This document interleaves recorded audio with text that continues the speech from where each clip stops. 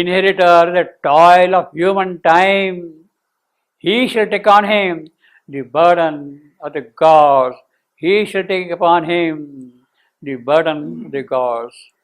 So the burden which is now being carried by the gods, that will be taken upon, that will be taken by him, by the divine successor. The burden of the gods will be taken over by the divine successor. What is the burden of the gods? They are the guardians of this mortal creation. They are the promoters of the divine possibilities in this creation. But it is the divine successor now who will take on that burden to do that thing. Now, what is the difference between the divine successor taking the burden and the gods carrying the burden? Because he will succeed, the gods don't know how to do anymore. Pardon me? The gods are in a fight, a constant fight with the negative forces.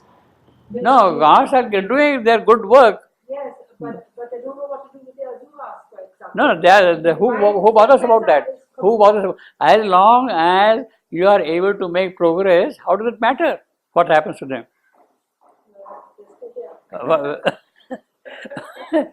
You see, what matters? You see, in my opinion, this is a very important distinction.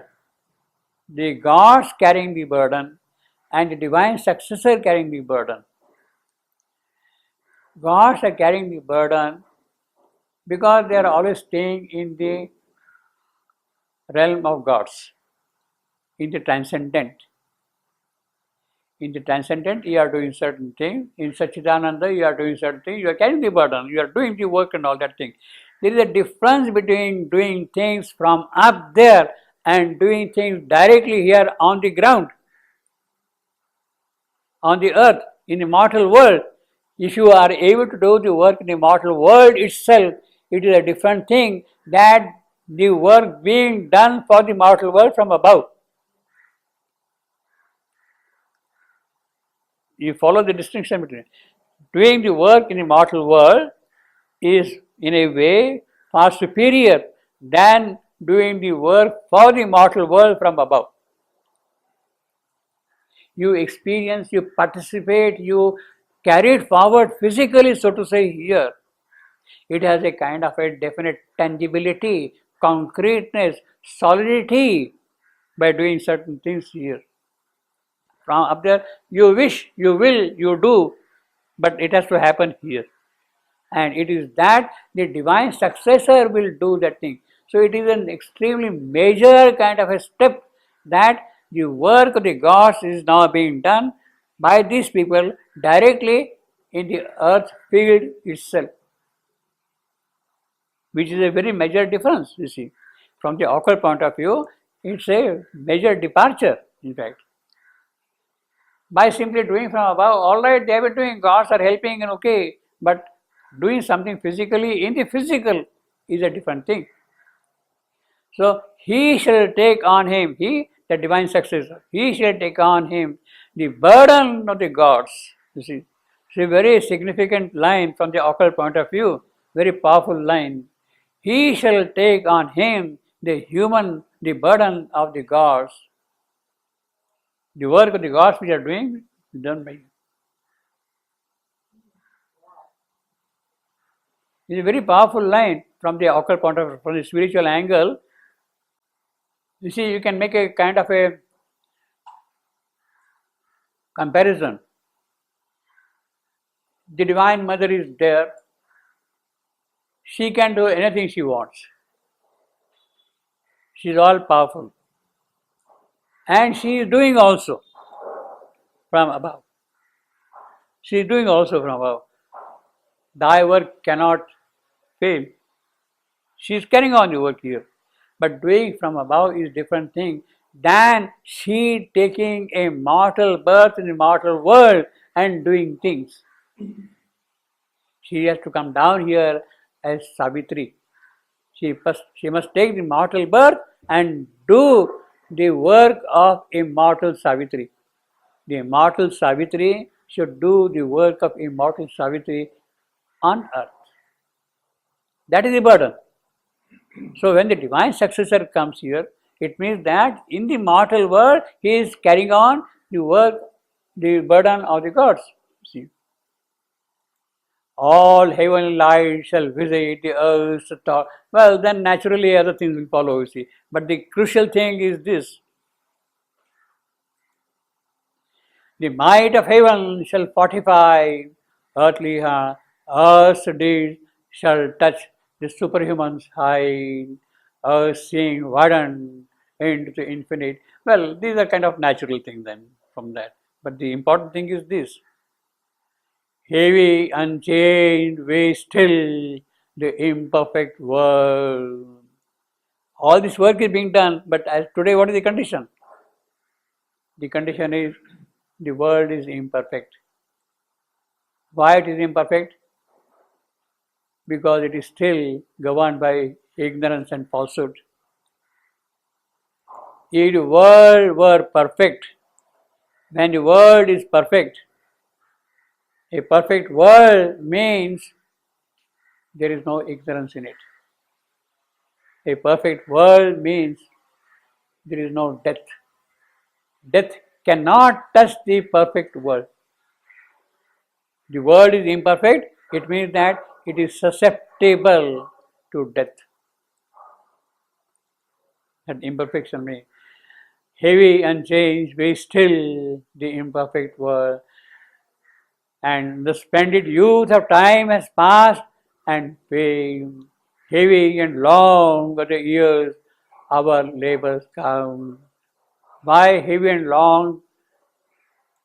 Because we are in the world of imperfection. And still the seals are firm upon man's soul, and weary the ancient mother's heart, ancient mother who has been carrying on, taking forward the soul of man, the soul of his creation, the soul of the earth, the evolutionary soul which is being carried forward by her. She is still weary. She is still concerned about it. Things are not happening. In other words, to go beyond this present state, it is not possible for the ancient mother to do it. And if this has to happen, well, it means that the Divine Mother comes here, should come here. In other words, indirectly he is suggesting that please come down here now. Please come down here and take up the work. And therefore now he is addressing her directly to the Divine Mother. He is addressing her directly. Oh truth, she is truth. Now, Satyam, she is truth of existence, truth of being. O truth defended in thy secret sun. Yes, you are Satyam, but where? In the world of gods, in Satchitananda. You are protected there by the sons of Satchitananda, truth. Voice of her mighty musings in shut heavens. Yes, you are speaking there, you are talking all that thing, but where? In heaven. That does not reach here at all. What's the use of that for me? On things withdrawn within her luminous depths. So first he is addressing her truth, oh truth. Then he is addressing her, oh wisdom splendor. She is addressed as wisdom splendor. Divya Pradnya, wisdom, Pradnya, splendor, Divya Pradnya. Mother of the universe. She is the mother of the universe, obviously, because it is from her that the universe comes out forward. Creatrix. So this is she is giving different attributes. Truth, voice, wisdom, creatrix, mother of the universe, eternal's artist bride. She is eternal's artist bride. Linger not long with thy transmuting hand, pressed vainly on one golden bar of time. As if time did not open its heart to God. As if time cannot open its heart to God, and you are keeping time shut there, so to say. Now, pressed vainly on one golden bar of time, one golden bar of time. She was telling him repeatedly, Mr. Ashwapati, don't be in a hurry, don't make haste, don't be impatient. She was telling him all the while, time will take care of everything. Time has sufficient force in it to take things forward. So why you in a hurry? Why you want to bring something which could prove to be disastrous? Don't be in a hurry at all. So that is the golden bar on which she is pressing her finger all the while.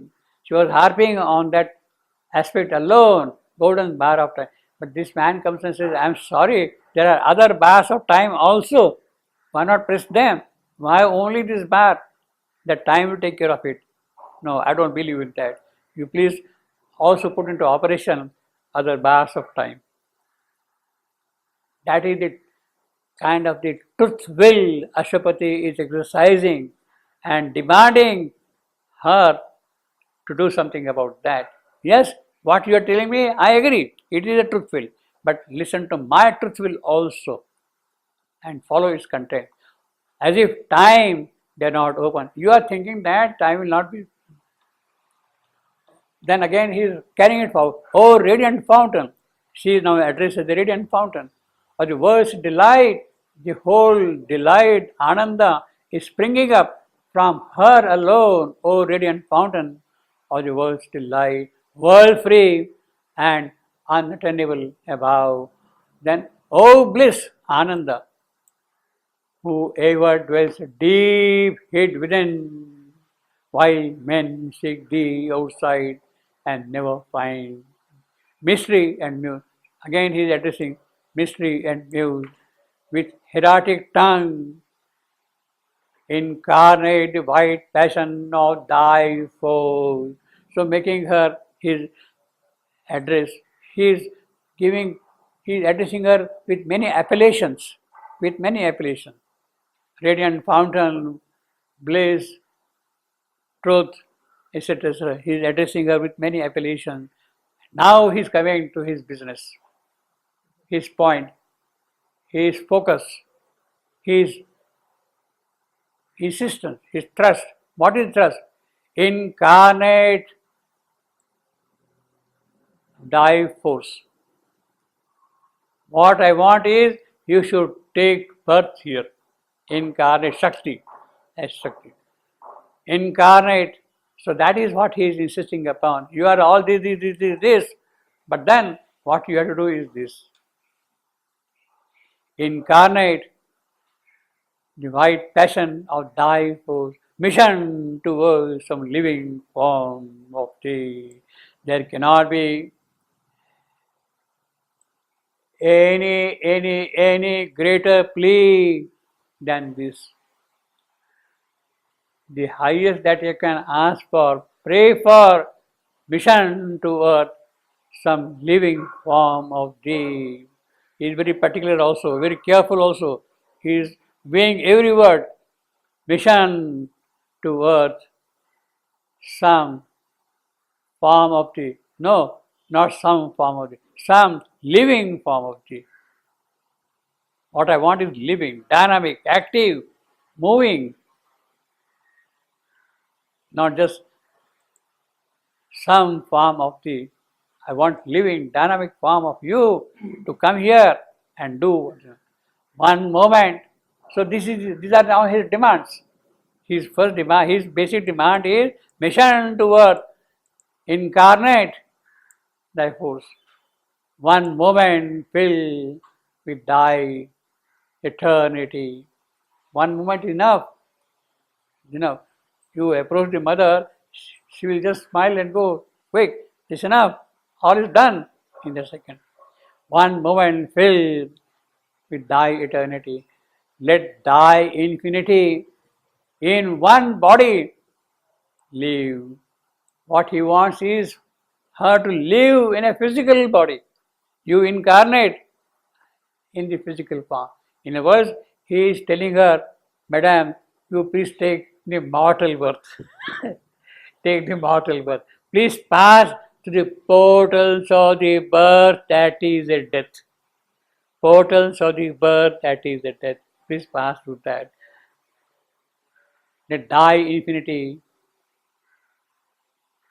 in you. All knowledge wrap one mind. So what should be her mind? With full of all knowledge. Her mind, when she will come, it should be full of knowledge. It should be full of love. Let all love single in one human heart. He wants that thing. It has to happen here in the physical. So he is making it very specific. Her infinity should live in the body. Her knowledge should live in the mind. Her love should live in the heart. He is making it very specific. His demand is very specific. So now the entire obligation lies on her, because the prayer is made and she has to grant it. You see, immortal, treading the earth with mortal feet. Now, you see, here is what we are. You are mortal, but you have to tread with mortal feet here. The immortal should take the mortal birth and yet be immortal. Agni is described in Veda as the immortal in immortal. Immortal in immortal. That is the description of Agni in the Veda. He is the immortal in immortal. This is what she should do. She should come in that form. Immortal, treading the earth with mortal feet. All heaven's beauty crowd in earthly limbs. So he is again insisting on limbs, physical. Beauty should remain there.